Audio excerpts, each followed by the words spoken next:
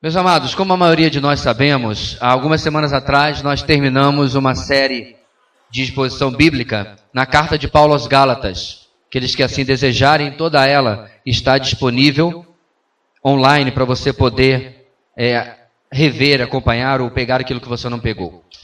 Depois de algumas semanas ouvindo umas mensagens maravilhosas com outros líderes da nossa igreja, hoje nós vamos começar, irmãos, uma nova série expositiva no livro dos Juízes, no Antigo Testamento.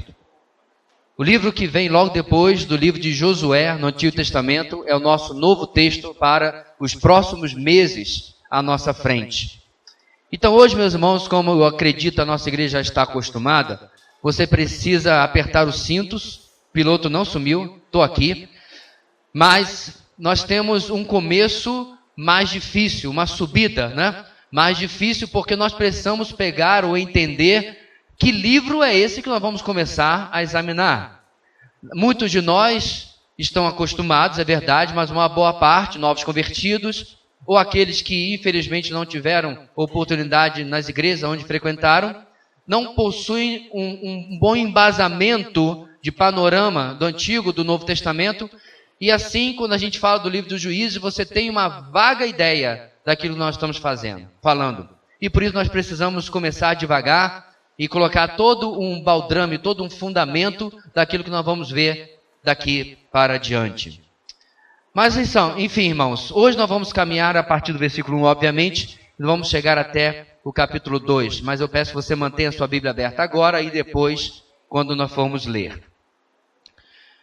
Como você se sentiria se pudesse olhar a sua vida, ou mais ainda, depois da sua vida, e pudesse ter um vislumbre completo daquilo que aconteceu, mesmo depois da sua morte, e visse que era um completo desastre?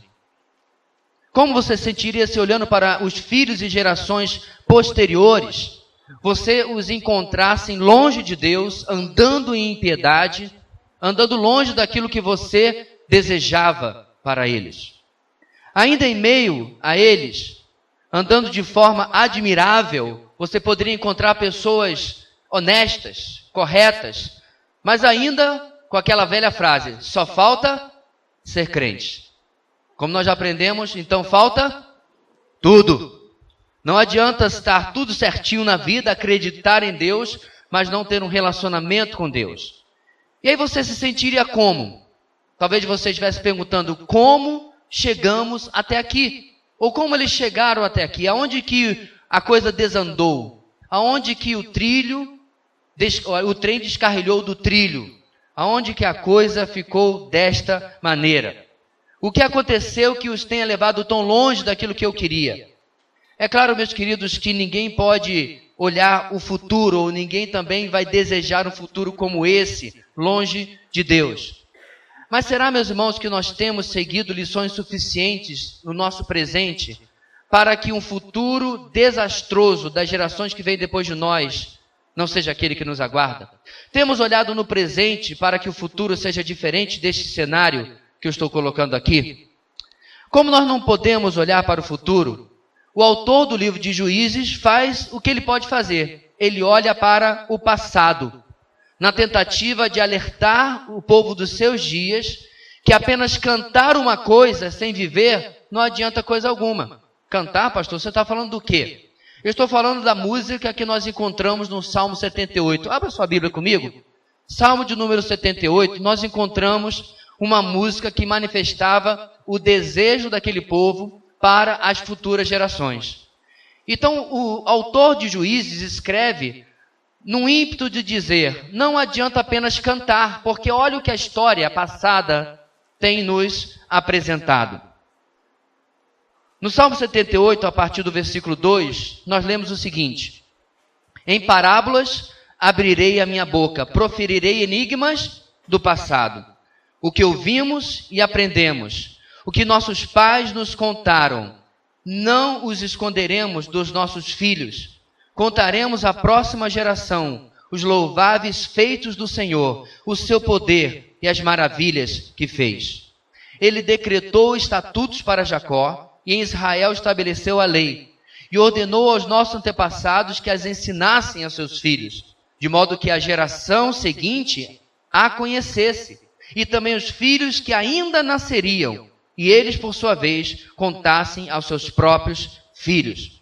Então, eles porão a confiança em Deus, não esquecerão seus feitos e obedecerão aos seus mandamentos. Eles não serão como seus antepassados, obstinados e rebeldes, povo de coração desleal para com Deus, gente de espírito infiel.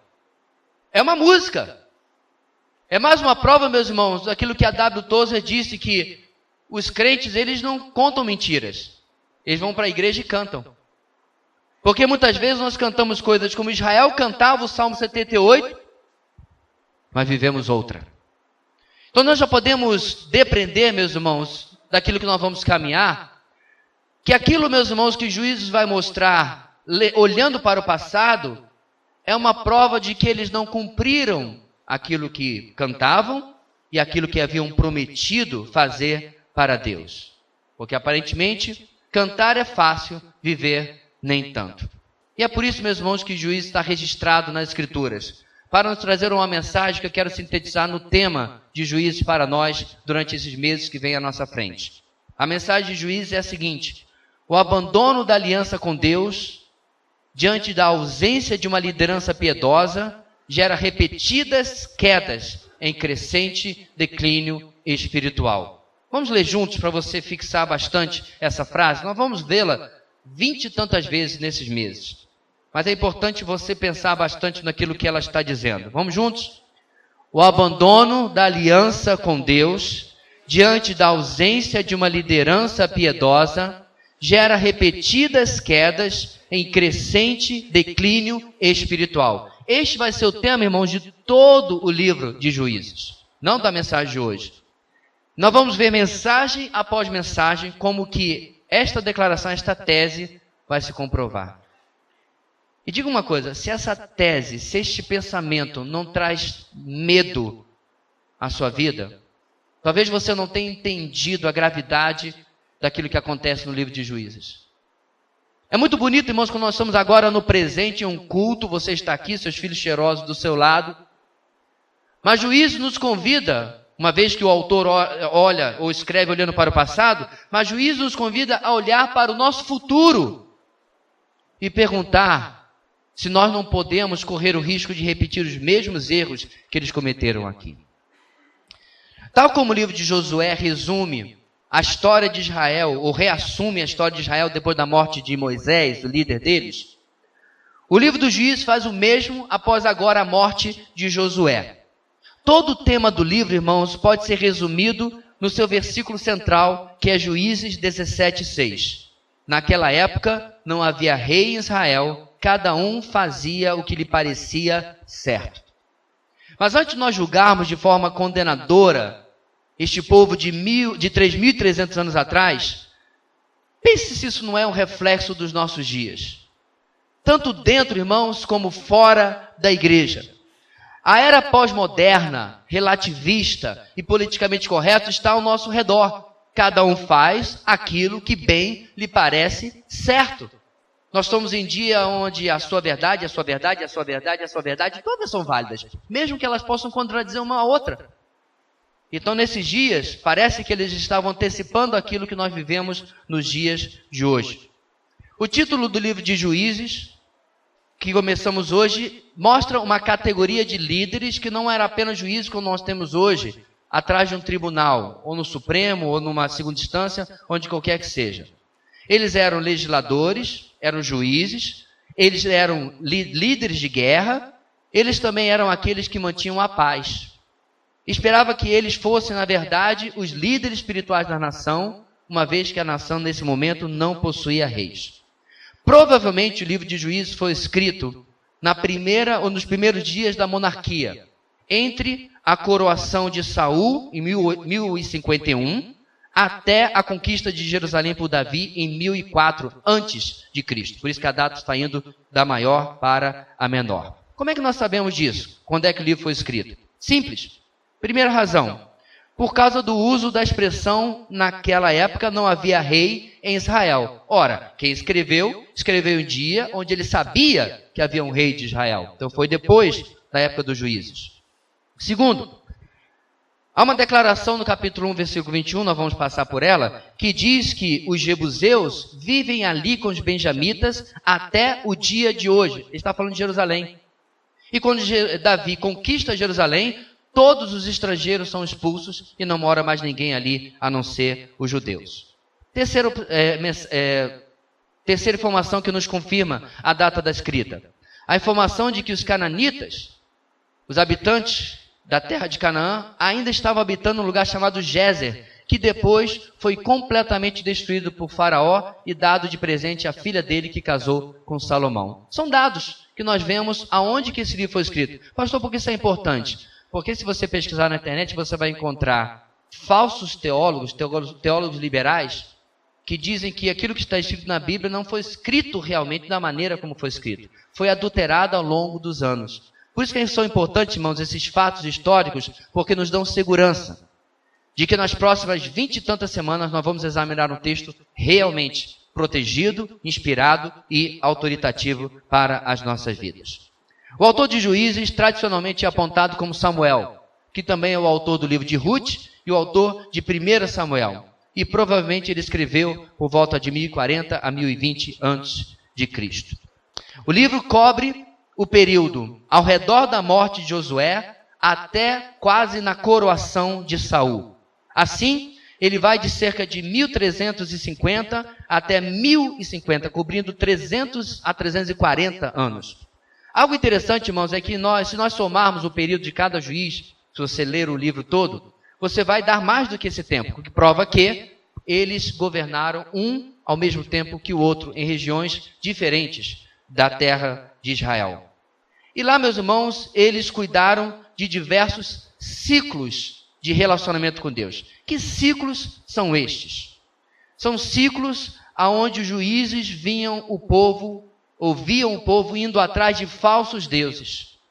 Deus trazia uma disciplina sobre o povo. O povo se arrependia e clamava a Deus. Deus levantava um libertador, um desses juízes. O juiz organizava o povo, se levantava contra o inimigo e a terra experimentava paz. Aí você deve pensar, e aí eles viveram felizes para sempre. Não. Passado algum tempo, meus irmãos, geralmente da vida daquele juiz, o povo começava tudo de novo.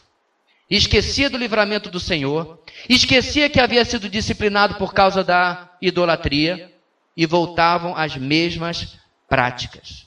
O grande problema, meus irmãos, é que a idolatria aqui não é apenas botar uma estátua e acender uma vela. Geralmente estava ligada com assassinato de crianças e com promiscuidade. Ou seja, esta é uma terra que o povo está se misturando, que está corrompendo a fé, a religião santa que Deus havia dado para o seu povo.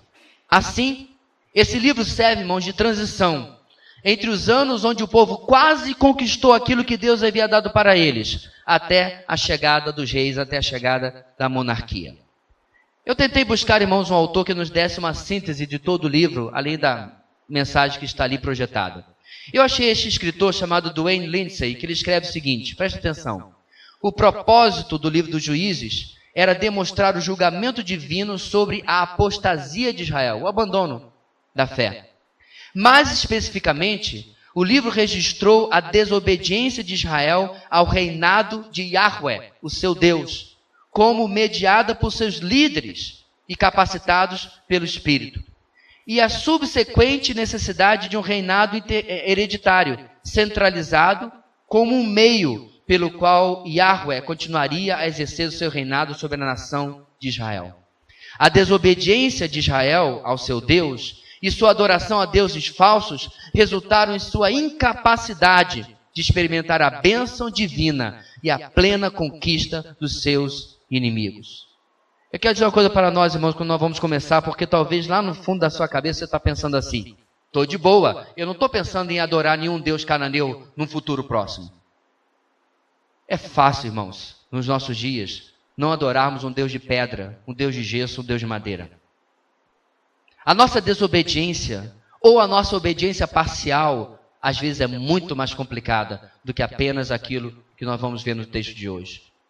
Nós vamos ver, meus irmãos, que manter-se fiel àquilo que Deus tem nos ordenado no trabalho, na família e na igreja é um desafio diário, aonde o nosso desejo, as nossas paixões, as nossas inclinações, a nossa vontade lutam contra aquilo que Deus deseja de nós. Isso dito, agora vamos ler o nosso texto. Peço a sua paciência, o texto é longo, mas nós precisamos acompanhá-lo todo, porque é um texto de narrativa, onde nós vamos aprender o que Deus está começando a fazer na vida deste povo. Juízes capítulo 1, versículo 1. Para você não dormir, leia comigo. Amém? Você que ficou hoje aí no almoço das famílias, ficou batendo papo até tarde, perdeu a soneca da tarde. Juízes 1, 1. Vamos lá, irmãos. Desculpe, eu estou na página errada aqui. Achei agora, certo, desculpe. Vamos lá. Depois da morte de Josué, os israelitas perguntaram ao Senhor: quem de nós será o primeiro a atacar os cananeus? O Senhor respondeu: Judá será o primeiro. Eu entreguei a terra em suas mãos. Então os homens de Judá disseram aos seus irmãos de Simeão: venham conosco ao território que nos foi designado por sorteio, e lutemos contra os cananeus. Iremos juntos para o território. E os homens de Simeão foram com eles. Quando os homens de Judá atacaram, o Senhor entregou os cananeus e os ferezeus nas mãos deles. E eles mataram 10.000 homens em Bezeque. Foi lá que encontraram Adoni-Bezeque. Lutaram contra ele e derrotaram os cananeus e os ferezeus. Adoni-Bezeque fugiu, mas eles o perseguiram e o prenderam, e lhe cortaram os polegares das mãos e dos pés. Então Adoni-Bezeque disse: 70 reis, com os polegares das mãos e dos pés cortados, apanhavam migalhas debaixo da minha mesa. Agora Deus me retribuiu aquilo que lhes fiz. Eles o levaram para Jerusalém, onde morreu. Os homens de Judá atacaram também Jerusalém e a conquistaram. Mataram seus habitantes ao fio da espada e a incendiaram. Depois disso, eles desceram para lutar contra os cananeus que viviam na serra, no Neguebe e na Cefelá. Avançaram contra os cananeus que viviam em Hebrom, anteriormente chamada Kiriate Arba, e derrotaram Sesai, Aimã e Talmai. Dali avançaram contra o povo que morava em Debir, anteriormente chamada Kiriate Sefer, e disse Calebe: darei minha filha Axa em casamento ao homem que atacar e conquistar Kiriate Sefer. Otoniel, filho de Kenaz, irmão mais novo de Calebe, conquistou a cidade. Por isso Calebe lhe deu sua filha Axa por mulher. Um dia, quando já vivia com Otoniel, ela o persuadiu a pedir um campo ao pai dela. Assim ela desceu do jumento. Calebe lhe perguntou: o que você quer? Ela respondeu: dê-me um presente. Já que o Senhor me deu terras no Neguebe, dê-me também fontes de águas. E Calebe lhe deu as fontes superiores e inferiores. Vamos ficar até aqui, meus irmãos, por enquanto. Para que nós possamos andar e caminhar, você vai precisar mandar a sua Bíblia aberta. E nós vamos perceber, meus irmãos, hoje, que Deus vai nos começar a desenhar um cenário daquilo que vai se agravar à medida que a história de Juízes for progredindo. E eu não estou exagerando. Vai se agravar e muito. A depravação do pecado, a depravação do ser humano vai se manifestar de maneiras que você vai de vez em quando colocar a mãozinha sobre a boca. Sem conseguir acreditar do que o ser humano, especialmente tendo conhecido tanto de Deus na saída do Egito, é capaz de fazer. A nossa grande ideia, meus irmãos, que vai nos acompanhar hoje é a seguinte. Eu perdi novamente, é tanto papel, desculpe, irmãos. A obediência parcial começa a pavimentar o declínio espiritual. Essa você consegue levar para casa decorada, né? A obediência parcial começa a pavimentar o declínio espiritual. A primeira parte, meus irmãos, do nosso texto de hoje, que nós lemos, vai nos ensinar que sem uma obediência parcial, a vitória é garantida por Deus. Quando nós obedecemos a Deus de maneira integral, quando nós obedecemos a Deus de maneira completa, a vitória é garantida por Deus. O versículo 1 começa dando destaque à morte de Josué. E que os acontecimentos são, na maioria deles, posteriores à morte de Josué. Isto é, nós estamos ainda nos dias de Josué. Aquilo que seria a tônica da denúncia do livro de Juízes está começando a acontecer enquanto ele ainda é vivo, nos seus últimos dias. Porém, por ora, o texto diz, o povo ainda consulta ao Senhor sobre as conquistas de Canaã. O texto diz que o povo busca para saber se eles devem ou não, ou quem deve atacar primeiro os cananeus. Qual é o cenário que nós temos aqui, meus irmãos? Boa parte da terra prometida já havia sido conquistada, mas havia ainda bolsões de resistência. Então, o povo consulta para saber, diz o texto, quem de nós será o primeiro a atacar os cananeus. Essa é a época, meus irmãos, em que o povo foi libertado do Egito, as 10 pragas e tudo mais que você sabe. Passou 40 anos pelo deserto, recebendo a lei e sendo formada como uma nação de Deus. Moisés morre e seu servo Josué assume a liderança como ordenado por Deus.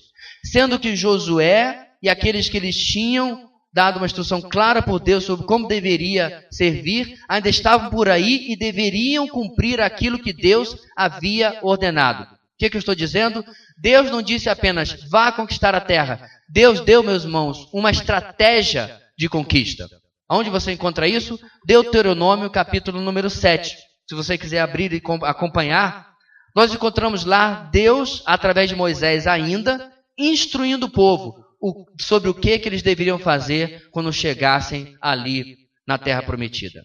O texto diz em Deuteronômio 7, quando o Senhor, o seu Deus, os fizer entrar na terra para a qual vocês estão indo, para dela tomar posse, Ele expulsará de diante de vocês muitas nações, os hititas, os girgazeus, os amorreus, os cananeus, os ferezeus, os heveus e os jebuseus.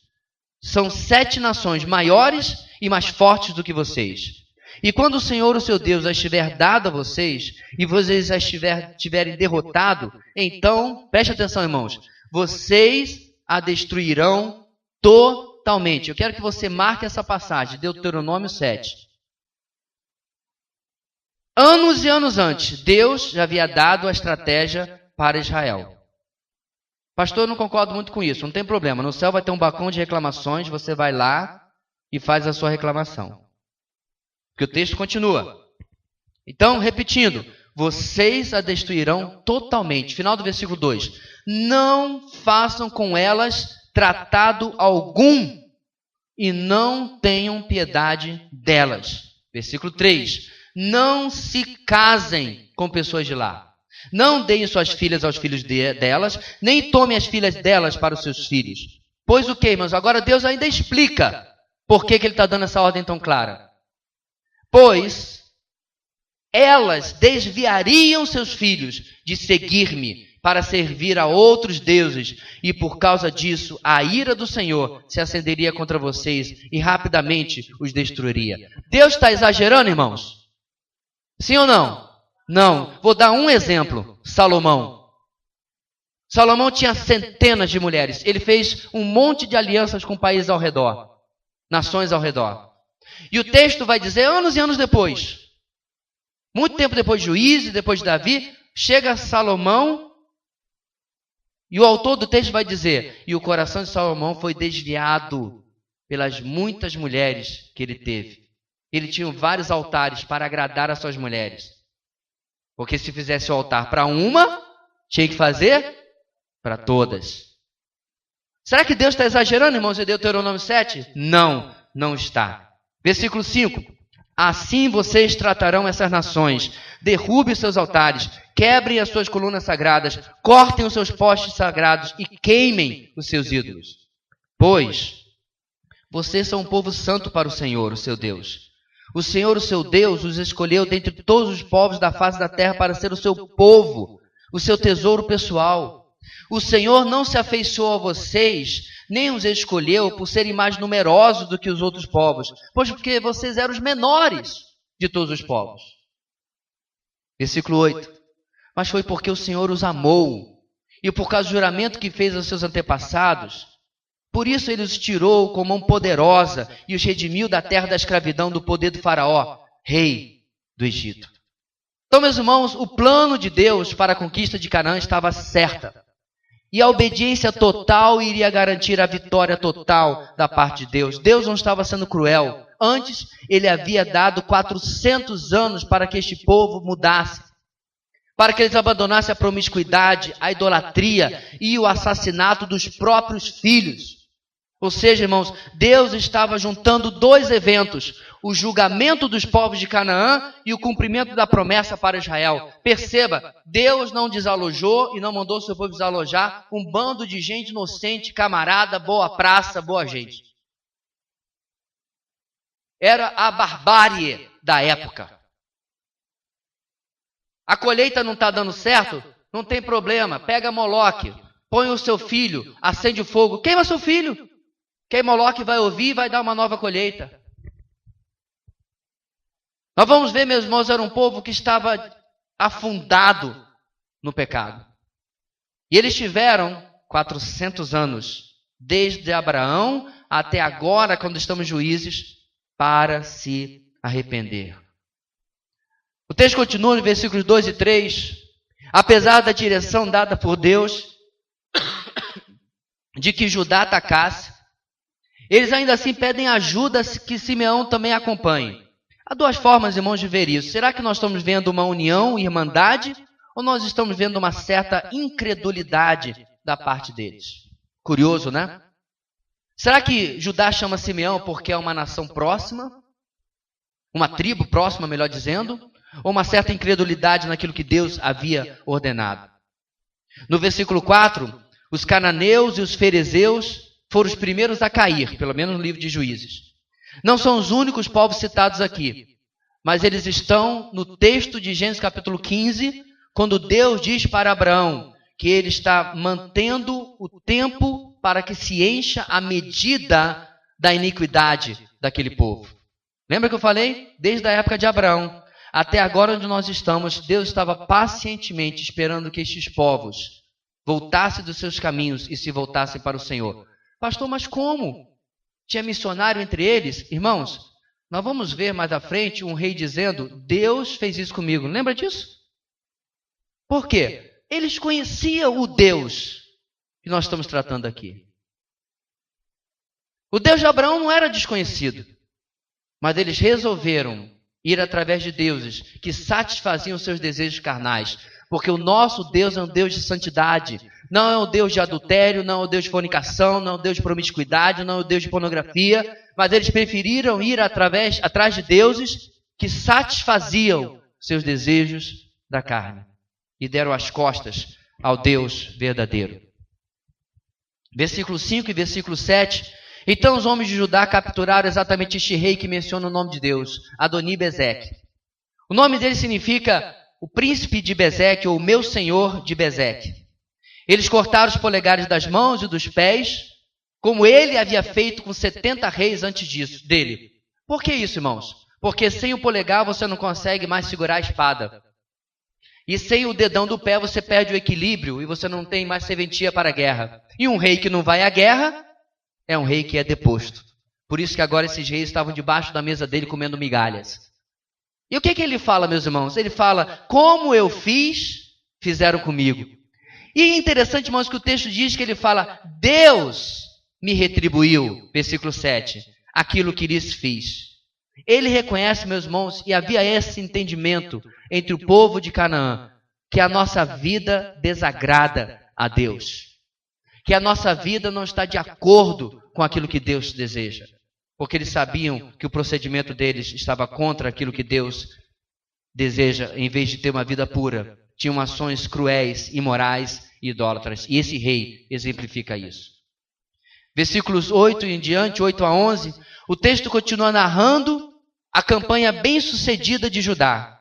Jerusalém, os cananeus do Neguebe, que é um deserto, a Cefelá, uma pequena faixa de terra entre as montanhas do litoral, e parte para conquistar Hebrom, que havia sido prometida a Caleb e aos seus descendentes. Um relato, irmãos, que inclusive nós já encontramos igual no livro de Josué. Como eu disse, estamos no momento de transição do final da vida de Josué.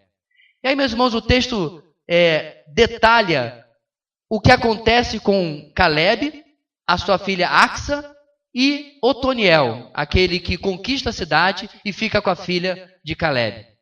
E mostra como que já morando com o seu marido, ela intercede diante do seu pai para que além da terra que ela recebeu, que não era uma terra muito boa, ela tivesse acesso a fontes de águas, e o seu pai dá acesso a fontes superiores e inferiores. Por que eu estou dando essa parada aqui, meus irmãos? Nada que está na Bíblia está por acaso. Tudo tem um objetivo. No meio, meus irmãos, de um livro onde Deus vai colocar o caos de Juízes, o caos do povo de Israel, que nem começou ainda, ele coloca essa narrativa de um homem justo e corajoso. Caleb, quem era ele? Junto com Josué, foi um dos 12 espias que tinham ido espiar a terra, enquanto que 10 voltaram desanimando o povo. Lembra disso? Josué e Caleb disseram: o Senhor está conosco, Ele vai nos dar essa terra. Na época eles eram garotos, 30 e poucos, 40 anos. Mas agora ele já é um ancião de 85 anos. E agora está recebendo aquilo que Deus havia prometido para ele. Quais são algumas coisas, meus irmãos, que esse núcleo familiar, no meio de tamanho abandono que nós vamos ver, nos comunica? O comentarista Daniel Bloch diz que, em primeiro lugar, Caleb traz uma ligação com o passado, com Josué, com a geração anterior, que logo nós veremos seria uma das últimas a se manter fiel ao Senhor. Ele é um lembrete de quem vai ler o resto de Juízes. Lembra de Caleb? Ele é um lembrete. Segunda coisa, também há um olhar para o presente, porque todos os personagens são apresentados de forma positiva. Caleb é o ancião honesto e fiel que cumpre as suas promessas. Otoniel é o guerreiro corajoso que derrota o inimigo e ainda fica com a mocinha. A filha, Axa, é aquela filha obediente e submissa, que mesmo quando vai falar com seu pai, ela é respeitosa. Mas está tudo lindo em Juízes, né? Por enquanto.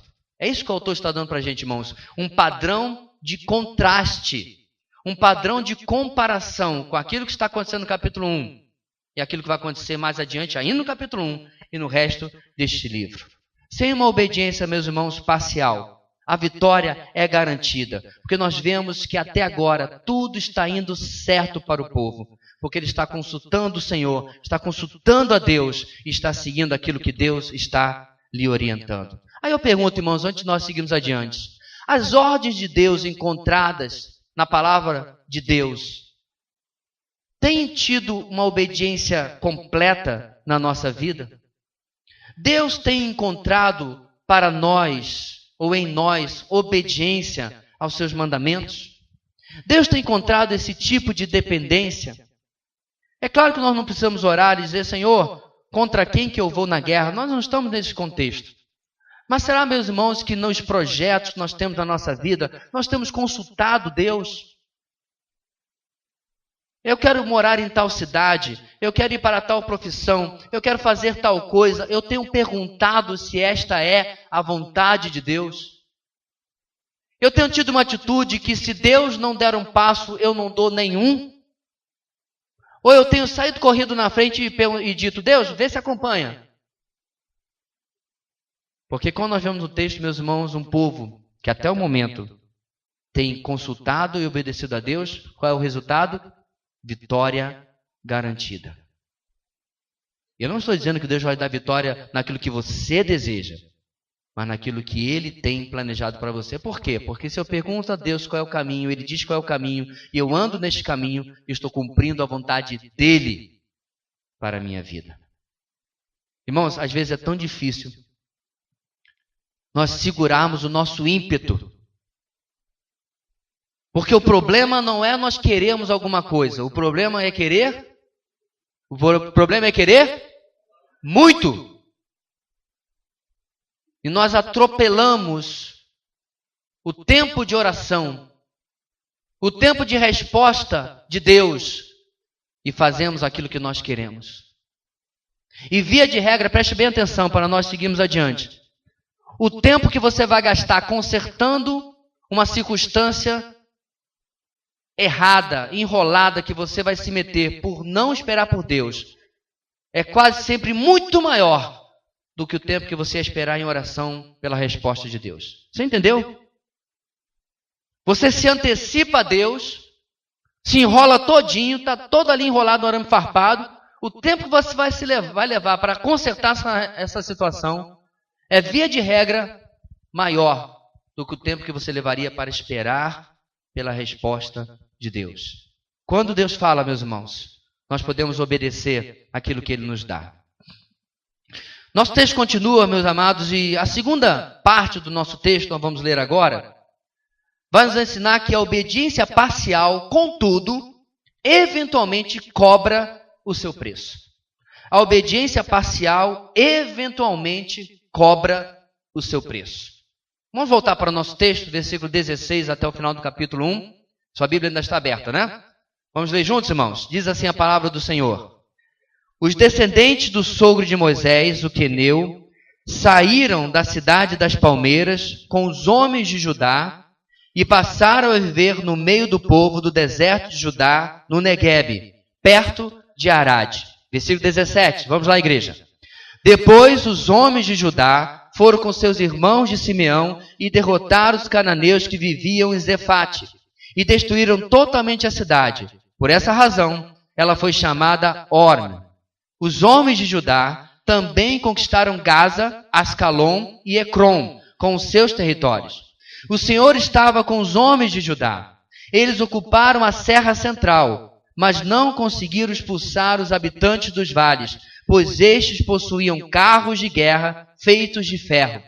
Conforme Moisés havia prometido, Hebrom foi dada a Calebe, que expulsou de lá os 3 filhos de Enaque. Já os benjamitas deixaram de expulsar os jebuseus, que estavam morando em Jerusalém. Os jebuseus vivem ali com os benjamitas até o dia de hoje. Os homens das tribos de José, por sua vez, atacaram Betel, e o Senhor estava com eles. Enviaram espias a Betel, anteriormente chamada Luz. Quando os espias viram um homem saindo da cidade, disseram-lhe: mostre-nos como entrar na cidade, e nós pouparemos a sua vida. Ele mostrou como entrar, e eles mataram os habitantes da cidade ao fio da espada, mas pouparam o homem e toda a sua família. Ele foi, então, para a terra dos Hititas, onde fundou uma cidade e lhe deu o nome de Luz, que é o seu nome até o dia de hoje. Manassés, porém, não expulsou o povo de Bet-Sean, e Atanaque, e de Dor, e de Ibleã, e de Megido, nem tampouco dos povoados ao redor dessas cidades, pois os cananeus estavam decididos a permanecer naquela terra. Quando Israel se tornou forte, impôs trabalhos forçados aos cananeus, mas não os expulsou completamente.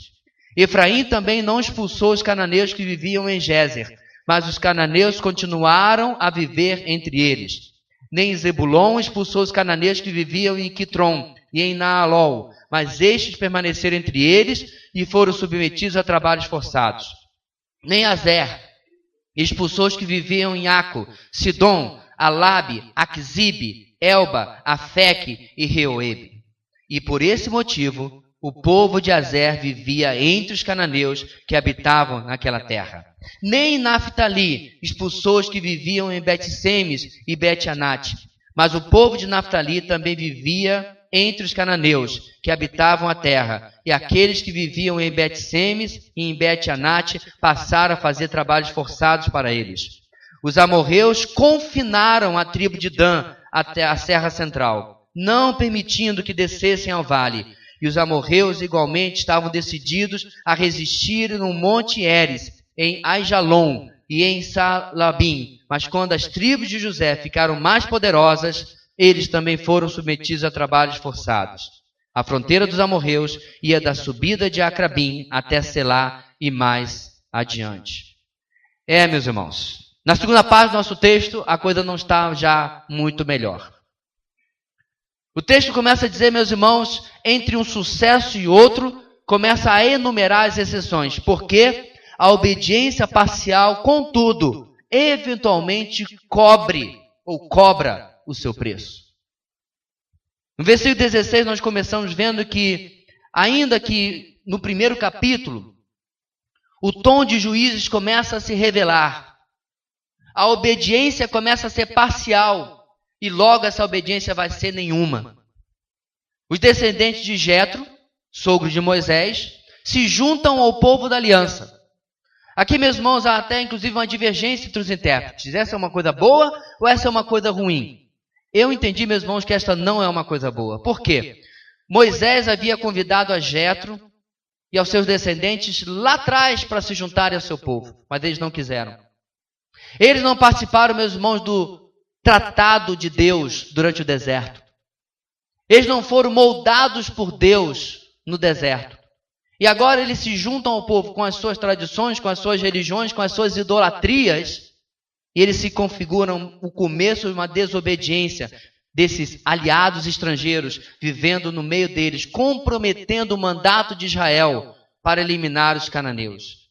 Em vez de destruir a cidade e sua população, ele se estabelece entre eles, semeando o começo, digamos assim, da cananização que brotaria e floresceria nos capítulos seguintes.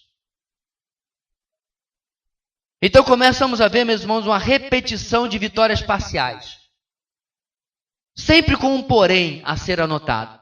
O que o texto diz? 17 a 19. Tiveram sucesso em algumas campanhas, menos contra os habitantes do vale. Por quê? Porque tinham carros de ferro. Ah, pastor, está justificado. Eles estavam belicamente inferiores. É mesmo? Você sabe quem tinha carros de ferro também, meus irmãos? Faraó. E muito melhores do que os carros de ferro dos cananeus. E onde estão, meus irmãos, até hoje, os carros de ferro de Faraó? No fundo do Mar Vermelho. Comprovadamente. Já tiraram foto e tudo. Vocês percebem? De um lado eles têm o Deus Todo-Poderoso, mas o texto diz, não conseguiram, porque os habitantes do vale tinham carros de ferro. E é interessante, meus irmãos, que ele dá uma nota negativa, aí no versículo 20 ele dá uma nota positiva. Hebrom é dado a Calebe, para lembrar que Deus ainda estava cumprindo aquilo que ele havia falado e que ia cumprir com aqueles que estavam fechados com ele. Aí você respira assim, então agora vai tudo bem, né? Olha o versículo 21. De novo, deixaram de expulsar os jebuseus. Fazem uma conquista parcial de Jerusalém. Antes os habitantes de Judá tinham conquistado um lado de Jerusalém. Mas agora os jebuseus tinham entrado por outro lado. E eles não conseguem expulsar os jebuseus. Quanto tempo vai levar, meus irmãos? Um tempão, 300 e tantos anos. Apenas nos dias de Davi é que Jerusalém será definitivamente conquistada. Por causa de quê, meus irmãos? Porque eles eram mais fortes? Não. Porque o povo tinha uma obediência parcial para com aquilo que Deus estava ordenando. Por que eu estou enfatizando isso aqui, meus irmãos? Preste bem atenção. Nós somos mestres em colocar explicações, deixa eu trocar a palavra, desculpas do porquê que eu não obedeci a Deus. Irmão, o que aconteceu que você caiu em adultério? Não, você entende, né, pastor? É porque a minha mulher é muito ruim, ela briga comigo, ela fala no meu ouvido, e teve aquela secretária lá do trabalho que ficou se insinuando. Desculpas. Irmão, por que você não é submisso ao seu marido? Ah, pô, pastor, porque o senhor não conhece o meu marido. Eu sempre tenho uma explicação para o meu pecado. Por que você não conquistou? Ah, porque eles tinham carros de ferro. Meus amados, vou repetir, eu já falei um monte de vezes. Quando eu não obedeço a Deus, não é porque eu não consigo, é porque eu não quero. Eu não quero. O pecado não é, ou eu não sou vítima do pecado, eu sou cúmplice. Sempre. Eu não estou dizendo, irmãos, que não há circunstâncias difíceis. Mas você quer falar sobre circunstâncias difíceis? Fale com Jesus. No nosso devocional, algumas semanas atrás, nós ouvimos do papel de Jesus como nosso sumo sacerdote. Por quê? Porque semelhante a nós, ele sofreu em tudo, porém, sem pecado. Ele entende a minha e a sua dor. Ele entende a minha e a sua tentação. Mas em tudo, ele passou com nota 10. Alguém está lhe irritando? Tenta ficar diante de um sinédrio, lhe batendo, lhe cuspindo, lhe esbofeteando. Alguém está falando mentiras a seu respeito? Tente ouvir o que as multidões e a população falavam de Jesus, ao ponto que ele pergunta: quem dizem os homens que eu sou? 1000 ideias. Ninguém acertou. Repito, meus irmãos, não há absolutamente nada na minha vida que justifique obediência parcial. E eu quero lhe dizer, do ponto de vista de alguém que já criou todo tipo de desculpa que você puder pensar. Este povo, meus irmãos, vai continuar sendo taxado por Deus aqui. Olha o versículo 22 a 26. Uma série de campanhas bem-sucedidas. Qual é a razão que o texto nos dá para essas campanhas bem-sucedidas? Versículo 22 diz: o Senhor estava com eles. O texto vai ir e voltar entre campanhas bem-sucedidas e fracassos, e nas bem-sucedidas o texto destaca, olha o versículo 19 lá em cima: o Senhor estava com os homens de Judá. Esta é a saída, meus irmãos, para a nossa obediência. Agarre-se à cruz de Cristo. Declare a sua falência de recursos. Quando Paulo diz: quando eu sou fraco é que eu sou forte, ele não está exagerando. Ele está realmente dizendo: você não consegue. E Paulo não é o primeiro a dizer isso.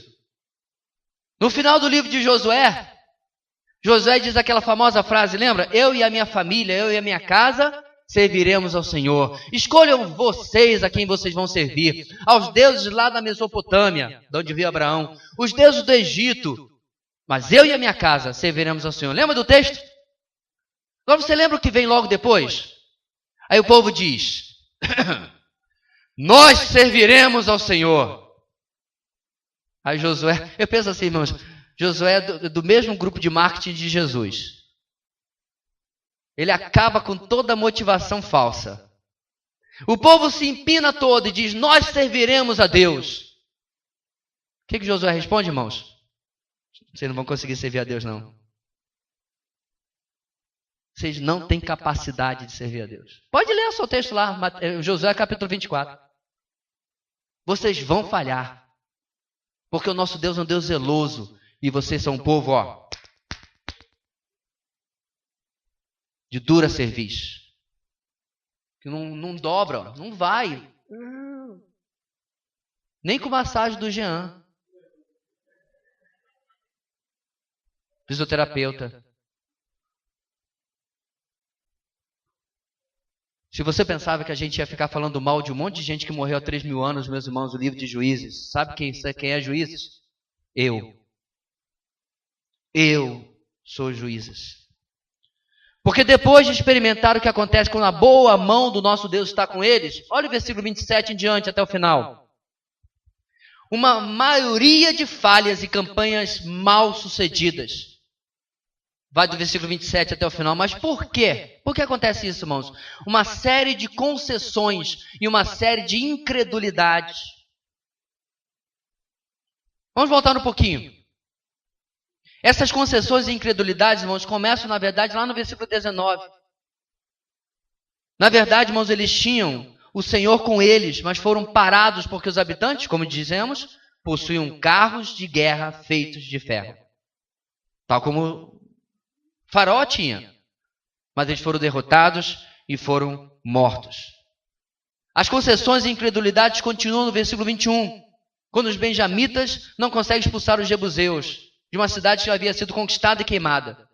Mas reparem, meus irmãos, que no versículo 20, como há um recheio entre duas derrotas, como eu falei, Caleb, ele ganha alguma coisa, ele conquista, mas o 27 diante a coisa começa, preste atenção.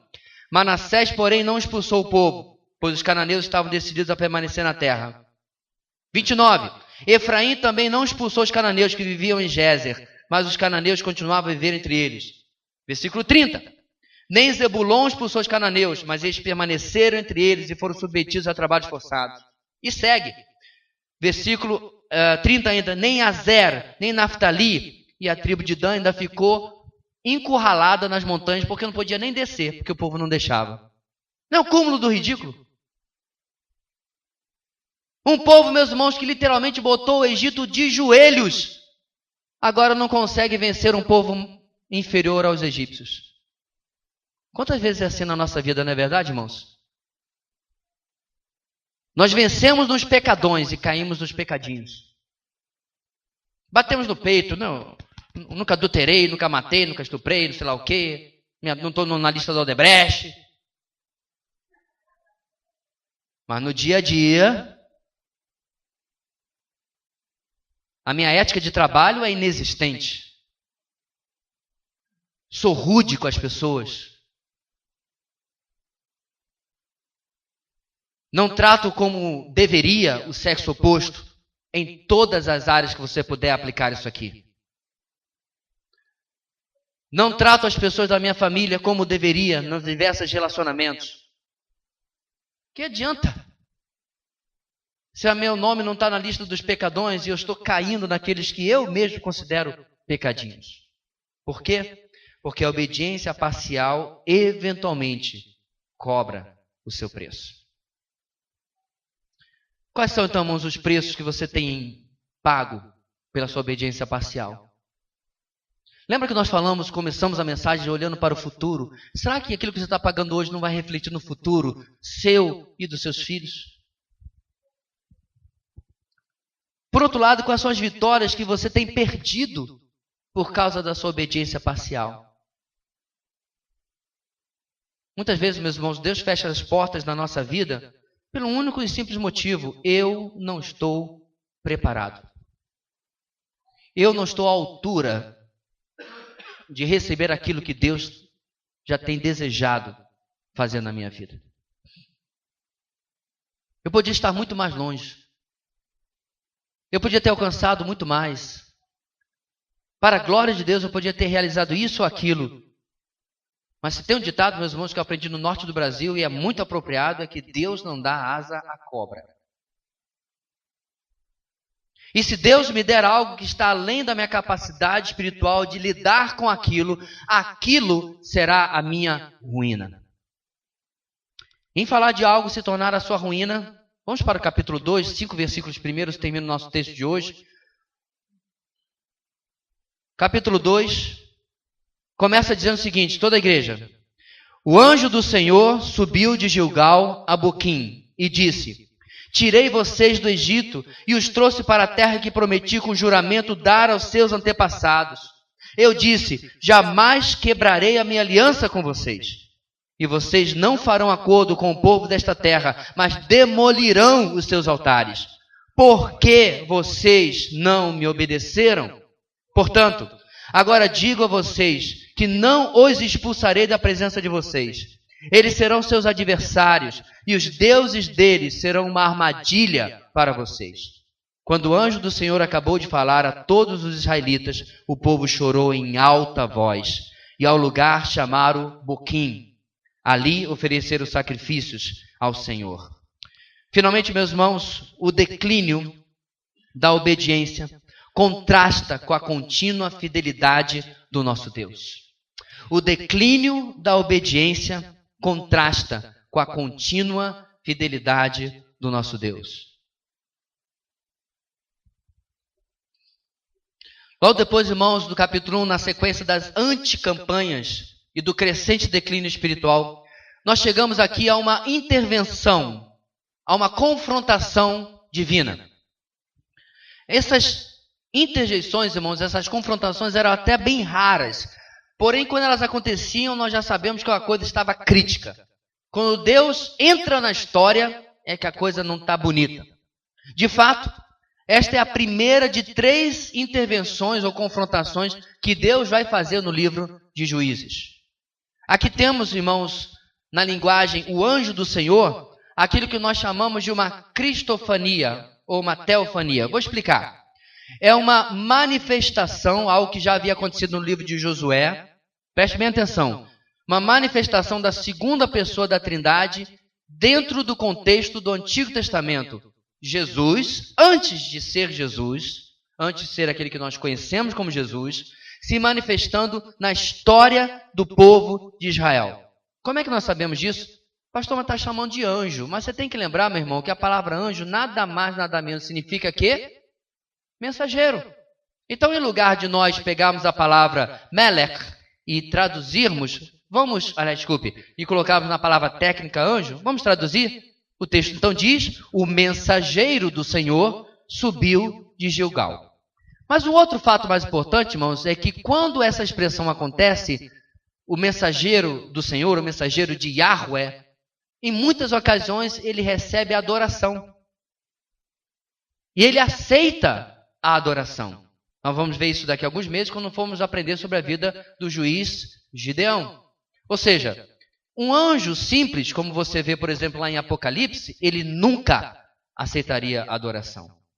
Mostrando que esse mensageiro aqui é alguém especial. Nós entendemos que é a segunda pessoa da Trindade se manifestando aqui. De onde ele vem? O texto diz que este mensageiro, eu não vou usar mais a palavra anjo para não confundir a nossa cabeça, esse mensageiro vem de Gilgal. De Gilgal. Que lugar é esse? Esse era o lugar, meus irmãos, isso é significativo, onde Josué havia atravessado o Rio Jordão e havia feito um memorial de pedras que deveria ser lembrado por todas as gerações que deviam jurar servir a Deus, como eles haviam jurado à beira do Rio Jordão. Era de lá também que Josué lançava suas campanhas vitoriosas de guerra, e onde o povo havia renovado a sua aliança com Deus no finalzinho da vida de Josué. Então o anjo sai desse lugar tão abençoado e vai até onde eles estão. E qual é o nome do lugar que eles estão agora? Boquim, que significa o quê? Os pranteadores. Um lugar de festa, vitória, honra. E agora o anjo vem para o lugar, o mensageiro vem para um lugar de tristeza, um lugar de lamento, um lugar que demonstra como Deus está vendo essa nação agora.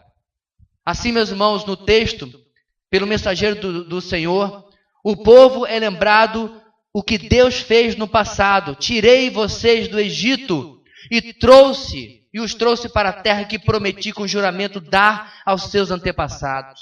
Segundo lugar, meus irmãos, o povo é lembrado do compromisso, da aliança que Deus havia feito com o povo. Ele disse, jamais quebrarei a minha aliança com vocês. É como você pegar, meu irmão, alguém que jurou fidelidade, lealdade a você, um cônjuge, um melhor amigo, e você traiu a confiança deste cônjuge, ou deste melhor amigo, ou deste pai, ou desta mãe, não importa. E ele vira para você e diz, lembra que eu jurei a você fidelidade? E eu me mantive fiel até o dia de hoje. Mas e você? O declínio da obediência contrasta com essa contínua fidelidade do Deus que teima em nos amar. O Deus que teima em cuidar de nós. O Deus que insiste em que nós andemos ao seu lado, mesmo não merecendo. Lembra da mensagem do presbítero Cédric semana passada? Fosse você, meu irmão, com Pedrão, está reunido ali com os apóstolos, se bem que todos eles deram no pé, né? Menos João. Aí vem Pedrão, se fosse você. E aí, pessoal, Pedrão não, pode ficar aqui. Você receberia Pedro? Você abraçaria Pedro? Você restauraria Pedro?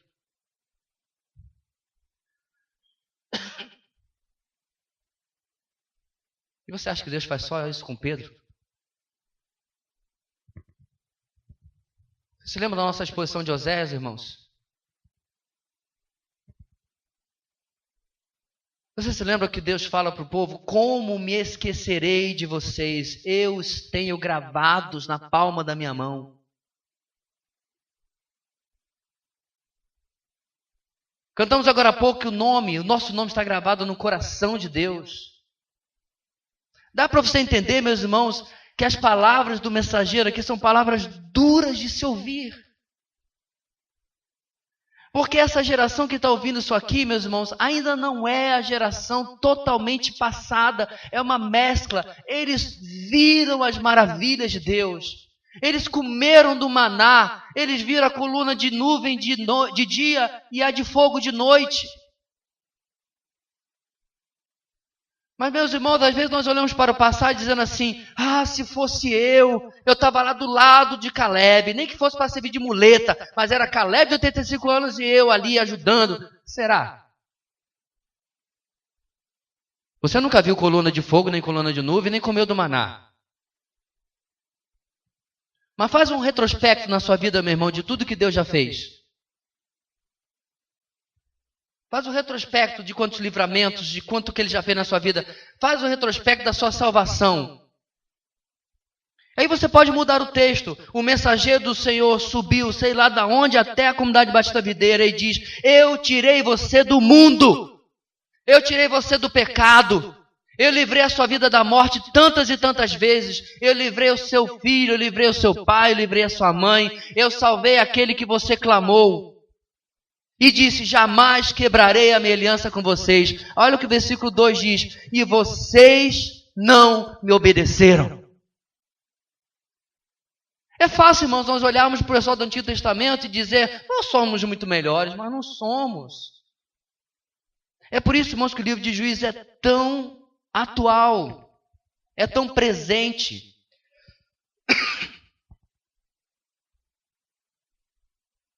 Deus é tão bondoso, irmãos, que Ele ainda lembra esse povo do que Ele já tinha falado tantas vezes. E eu lhes falei para não fazerem acordos com eles, porque vocês vão demolir os seus altares, porque vocês não me obedeceram. O capítulo 1, meus irmãos, só serviu até agora para nós entendermos o que está no capítulo 2, no comecinho. Porque se nós caíssemos de cabeça no capítulo 2, a gente ia ficar pensando assim, e que deu em Deus?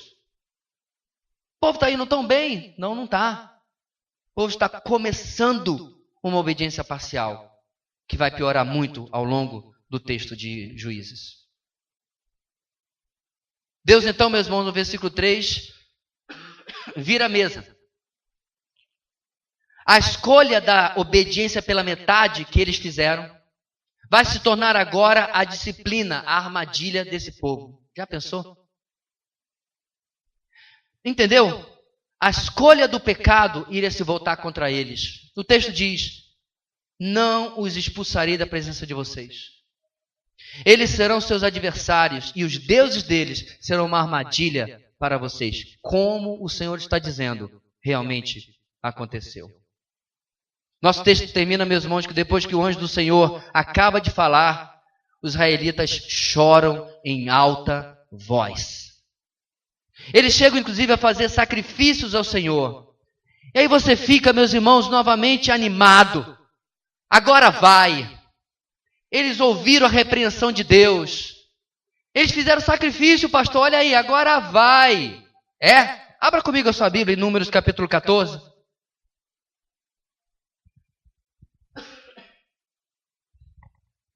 Lá em Números capítulo 14, meus irmãos, o povo também é repreendido duramente pela sua desobediência. No versículo 39 de Números 14, nós lemos o seguinte. Quando Moisés transmitiu essas palavras a todos os israelitas, o que diz aí, meus irmãos? Eles choraram amargamente. Na história de Israel, meus irmãos, os seus antepassados já haviam experimentado essa mesma tristeza tardia depois da disciplina de Deus. Essa é tristeza, meus irmãos, depois que o leite já derramou. Depois que a vaca já foi para o brejo. Essa é a tristeza que não produziu absolutamente nada. Porque na semana que vem nós vamos ver que o povo vai continuar no seu declínio espiritual cada vez mais. Mesmo que agora tenha apresentado algo que parece um quebrantamento, fazendo esse sacrifício. Aí eu pergunto, você já parou para comparar o seu procedimento para com Deus com o procedimento de Deus para com você? Você já parou para comparar como você se comporta para com Deus em como Ele se comporta para com você?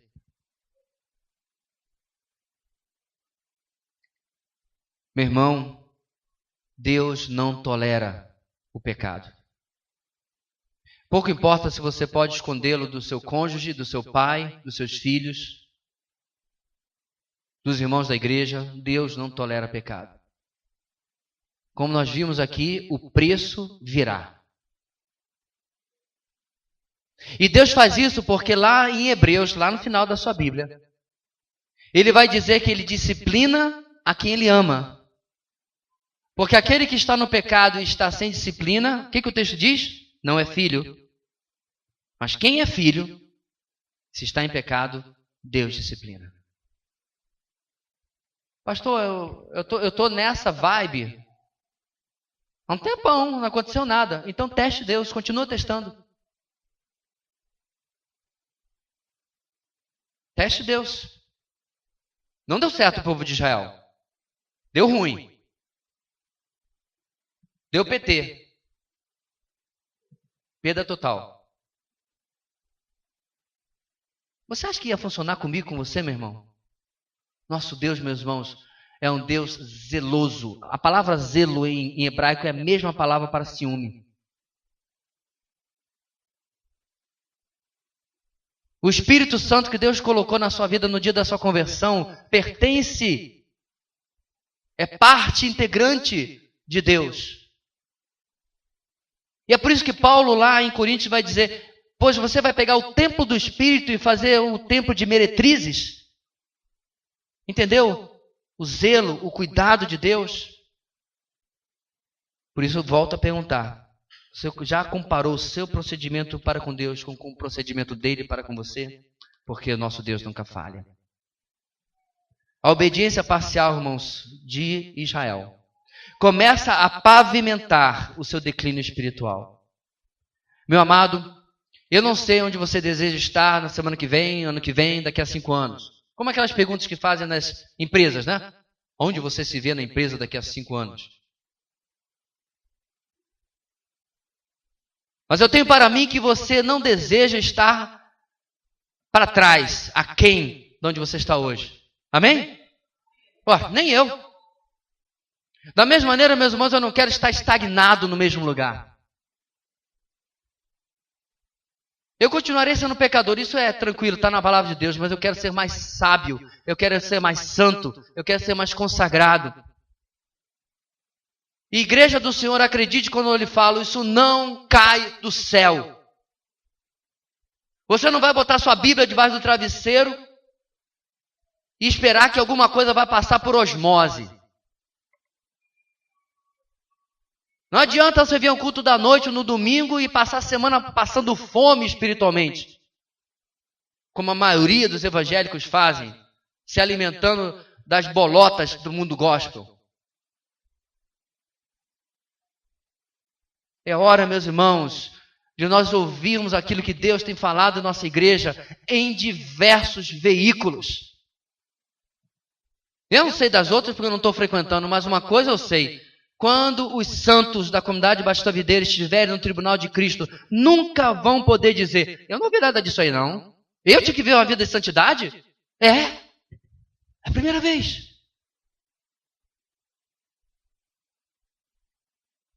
Nenhum anjo vai resistir à tentação de dizer, eu digo isso, meus irmãos, a começar em mim. E o mais engraçado, meus irmãos, é que Deus não queria o mal deste povo. Eu sei os planos que tenho a respeito de vocês. Planos de vida. Para lhes dar vida. Para lhes dar o bem.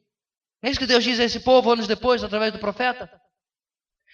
E aí Deus apela para o povo. Escolham a vida para que vocês vivam. E nós sabemos, meus irmãos, que infelizmente o povo de Israel, em grande parte da sua história, escolheu a morte. Nós começamos essa caminhada hoje. E eu realmente espero, meus irmãos, que nós sejamos quebrados por Deus, quebrantados por Ele. E confrontados, porque aquilo que Deus preservou da história do passado para nós, Ele preservou para que nós sejamos exortados e admoestado. Porque a obediência parcial é apenas o começo de uma estrada muito bem pavimentada, mas que o destino é declínio espiritual. Vamos orar. Senhor nosso Deus, tem misericórdia de nós. Tem misericórdia das nossas vidas, ó Deus, da nossa falta de amor pelas pessoas, nossa falta de amor pelo Senhor, nossa falta de amor pela Tua Palavra. Que nós possamos, ó Deus, tomar muito a sério o exemplo negativo de Israel. E possamos, ó Deus, olhar para esse texto e ver como é necessário, ó Pai, nós questionarmos a nossa vida e aprendermos, ó Deus, com o passado. Muito obrigado, ó Deus, pelo Teu poder que preservou o texto sagrado até chegar até nós. Dá-nos uma semana de reflexão, uma semana, ó Deus, de autoconfrontação. É o que oramos, no nome de Jesus. Amém.